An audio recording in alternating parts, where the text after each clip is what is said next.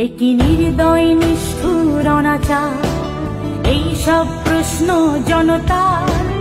গণতন্ত্র কেন এই পথকে বেছে নিতে গিয়ে আমার নিজের পরিবারের সাথেও আমার 1 বছরের কোনো সম্পর্ক ছিল না।